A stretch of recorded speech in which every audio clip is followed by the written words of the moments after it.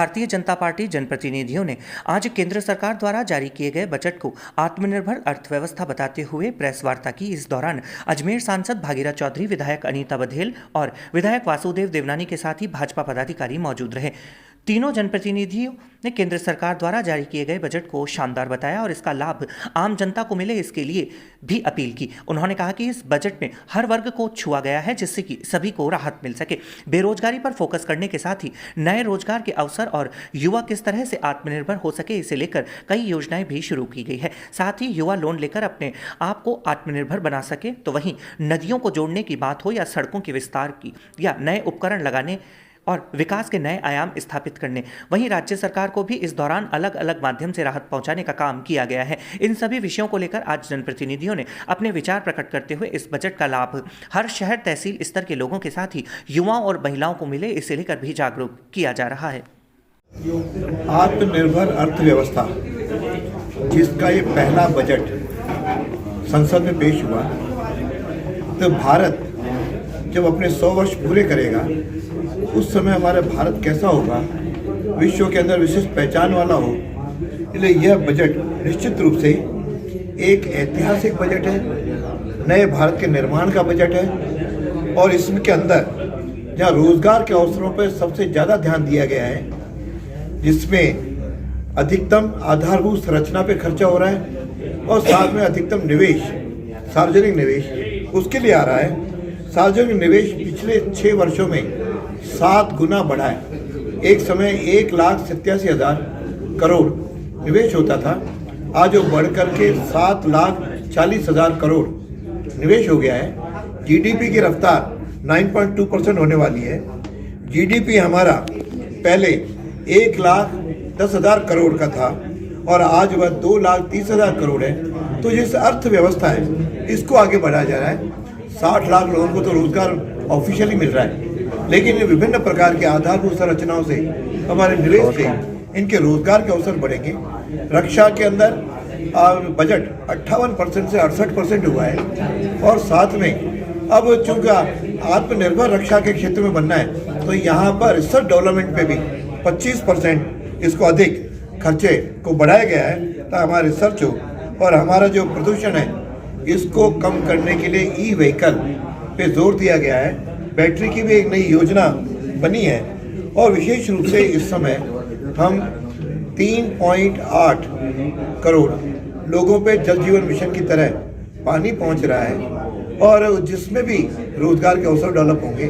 80 लाख मकान 48,000 करोड़ से जो बनेंगे उस पर भी मकान बनेंगे और उसके अलावा 100 प्रधानमंत्री गति शक्ति कार्यों की भी यहाँ पर वहाँ पे टर्मिनल बनाए जा रहे हैं, कार्गो बनाए जा रहे हैं। और शिक्षा के अंदर जो आज तक कोरोना के कारण जो बच्चे शिक्षा ग्रहण नहीं कर सके, उसके चैनल्स की व्यवस्था की है। पहले कुल 12 चैनल थे शिक्षा में, अब इसको बढ़ा करके 200 चैनल किया गया है। 750 ई लैब्स किया गया है, डिजिटल यूनिवर्सिटी बनाई गई है। साथ में फ़ोन और इन सब के माध्यम, इंटरनेट के माध्यम से एक अच्छा कंटेंट, ई कंटेंट भी तैयार करने की इसका प्रावधान है।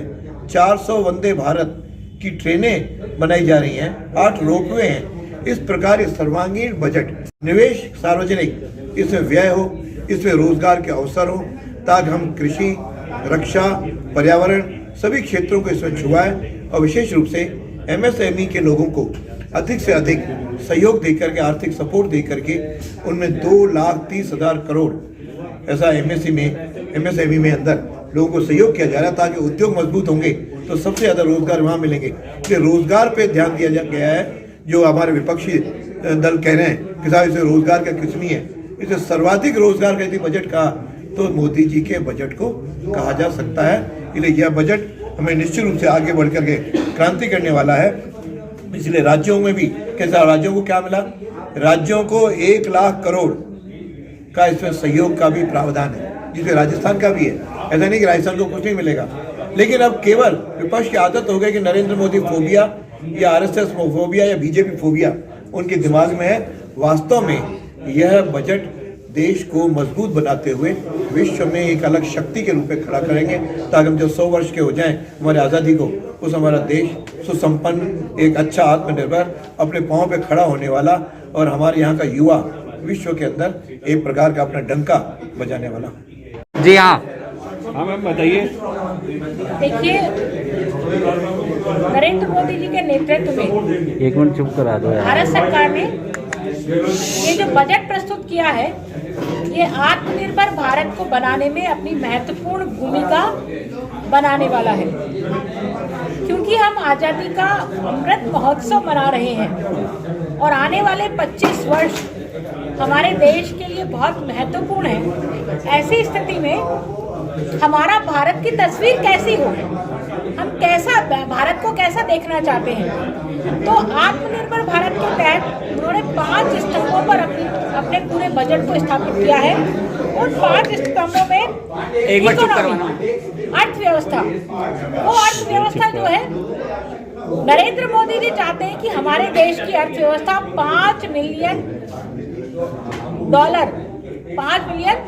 हो, और उस नाते से एमएसएमई को कैसे बढ़ावा मिल सकता है, उस एमएसएमई को जिसका रोजगार के क्षेत्र में एक बहुत बड़ा योगदान है, उसके लिए इस अर्थव्यवस्था को कैसे मजबूत किया जाए, इस अर्थव्यवस्था को मजबूत करने के लिए मॉडल इंफ्रास्ट्रक्चर कैसे विकसित हो, उस मॉडर्न इंफ्रास्ट्रक्चर में नए हाईवे बनाने की बात, भारतमाला प्रोजेक्ट के तहत एक्सप्रेस वे बनाने की बात, express way 25,000 kilometre express way बनाए जा रहे हैं, जिसमें बुलेट ट्रेनें चलाई जा रही हैं, जल परिवहन के साधन विकसित किए जा रहे हैं, नए नए बंदरगाह और पोर्ट्स बनाए जा रहे हैं ताकि माल की ढुलाई का काम आसानी से हो सके।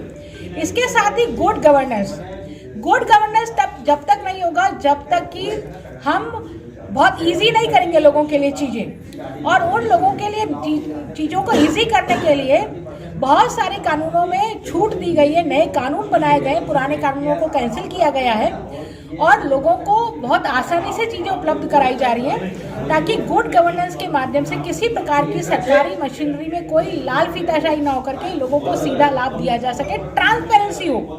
गुड गवर्नेंस तब होगा जब ट्रांसपेरेंसी होगी। तो ट्रांसपेरेंसी के लिए डिजिटल इंडिया के तहत जो लाभार्थी व्यक्ति है, उस लाभार्थी व्यक्ति को सीधे उसके अकाउंट में लाभ दिया जा रहा है, और ज़्यादा से ज़्यादा सेवाओं को पोर्टल पर, ऑनलाइन पोर्टल पर, डिजिटल पोर्टल पर लाया जा रहा है। डिजिटल यूनिवर्सिटी की स्थापना की गई है।